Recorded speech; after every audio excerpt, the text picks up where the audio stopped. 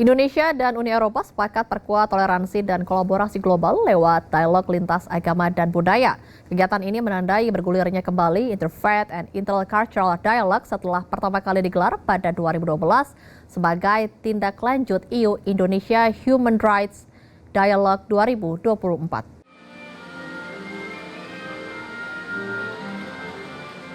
Uni Eropa dan Kementerian Luar Negeri Republik Indonesia kembali menggelar Indonesia-European Union Interfaith and Intercultural Dialogue atau dialog lintas agama dan lintas budaya. Kegiatan ini digelar selama 5 hari, mulai 27 November hingga 1 Desember 2025.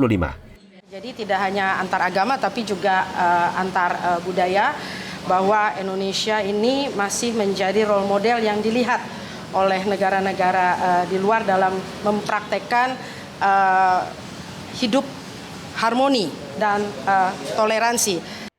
Selain mengikuti diskusi, para delegasi Uni Eropa juga diajak mengunjungi langsung sejumlah tempat ibadah yang terletak di Jakarta, Yogyakarta, dan Jawa Tengah. Di Jakarta, para delegasi Uni Eropa mengunjungi Masjid Istiqlal, Gereja Katedral, Terowongan Silaturahmi, serta Gereja Protestan di Indonesia bagian Barat atau GPIB Immanuel. Bertolak ke Yogyakarta, delegasi Uni Eropa melanjutkan rangkaian Interfaith and Intercultural Dialogue 2025 dengan kegiatan diskusi di kampus Universitas Islam Negeri atau UIN Sunan Kalijaga. Pada diskusi ini, perwakilan Uni Eropa melihat Indonesia sebagai mitra strategis dalam memajukan toleransi dan koeksistensi damai di tengah meningkatnya polarisasi global. Actions of the diplomatic service, together in a Team Europe spirit with the 27 diplomatic services in Europe, we are engaging not only in Europe but in the whole world and Indonesia into interreligious dialogues where we try to understand each other and to understand and learn from each other. Setelah mengikuti dialog di kampus UIN Sunan Kalijaga, rombongan mengunjungi Pondok Pesantren Modern Muhammadiyah Boarding School Yogyakarta. Pada kesempatan ini, Kementerian Luar Negeri dan delegasi Uni Eropa melihat sistem pendidikan yang diterapkan organisasi Islam terbesar di Indonesia, Muhammadiyah. Rangkaian hari pertama di Yogyakarta ditutup dengan mengunjungi Candi Prambanan, candi Hindu terbesar di Indonesia yang dibangun pada abad ke-9. Saat ini Candi Prambanan menjadi salah satu tempat ibadah bagi umat Hindu di tanah air.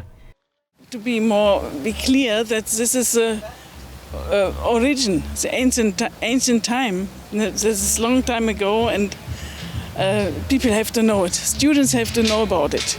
So this is very important for the interreligious dialogue and for the acknowledgement and acceptance. So very important.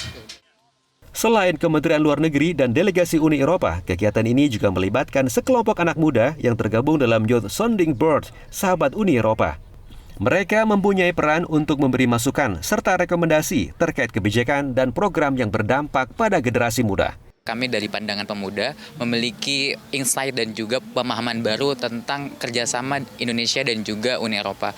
Wah, kita melihat ternyata Indonesia memiliki program seperti ini, yaitu program pertukaran agama, pertukaran budaya, bagaimana kami memahami bahwa agama-agama di Uni Eropa juga begitu multi atau beragam gitu. Dan juga kami juga bertukar nih bahwa di Indonesia kami memiliki keberagaman agama, budaya dan juga berbagai etnik-etnik yang dapat kami berikan kepada para wisatawan asing dan juga para peserta dari program ini. Hari terakhir di Yogyakarta, peserta Indonesia-European Union Interfaith and Intercultural Dialogue mengunjungi Candi Borobudur, Masjid Gede Kauman, serta Kelenteng Gondomanan. Mereka mengaku mendapat pengalaman spiritual saat mengunjungi sejumlah tempat ibadah. Portrayed like this and actually honored, and it's impressive to see what humans build. Because you see churches everywhere in Europe, and it's huge and it's impressive. But in Europe, there is nothing like this. This doesn't exist. Something where people put so much energy, so much effort into. It was very beautiful that the mosque here, now for so many years, that they have this diversity, like Chinese and all the colors in the front part of the building, where it's a common space where everybody is welcome. Sementara itu, menurut Deputi Kepala Perwakilan Uni Eropa untuk Indonesia dan Brunei Darussalam, Stefan McCarthy, Candi Borobudur merupakan saksi kerukunan umat beragama di Indonesia. Pasalnya, candi Buddha terbesar di dunia tersebut berada di wilayah dengan mayoritas penduduk Muslim. Uni Eropa sendiri memiliki sejumlah instrumen kebijakan, lembaga eksekutif, dan program untuk melindungi hak asasi manusia dan mendorong kerukunan hidup. We have institutions dedicated to defend fundamental rights and to combat hatred. This is the European Union Fundamental Rights Agency. We have programs. We have a special envoy on freedom of religions and belief. We have even in the European Commission a special representative combating Islamophobia. Kegiatan Indonesia European Union Interfaith and Intercultural Dialogue 2025 ditutup dengan makan malam bersama perwakilan Keraton Yogyakarta, Kanjeng Pangeran Haryo Notonegoro. Menurut Kanjeng Noto, Yogyakarta kerap dianggap sebagai miniatur Indonesia. Hal ini karena masyarakatnya memiliki berbagai latar belakang agama, suku, dan budaya. Sebagai orang Papua nggak perlu jadi di Jogja, nggak perlu jadi orang Jawa. Orang Sumatera juga di Jogja nggak perlu jadi orang Jawa, tetaplah menjadi orang Sumatera yang baik, orang Papua yang baik, silahkan. Jadi intinya di situ, bagaimana kita bisa menyadari jati diri kita sebagai orang Indonesia dan mencoba untuk menjadi yang terbaik. Baik Indonesia maupun Uni Eropa menekankan bahwa kerjasama lintas iman membutuhkan keterlibatan berkelanjutan dari para pemangku kebijakan.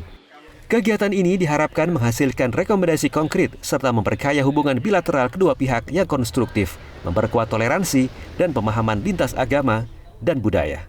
Sebastian Dimas, Trisabdo Aji, Jawa Post TV.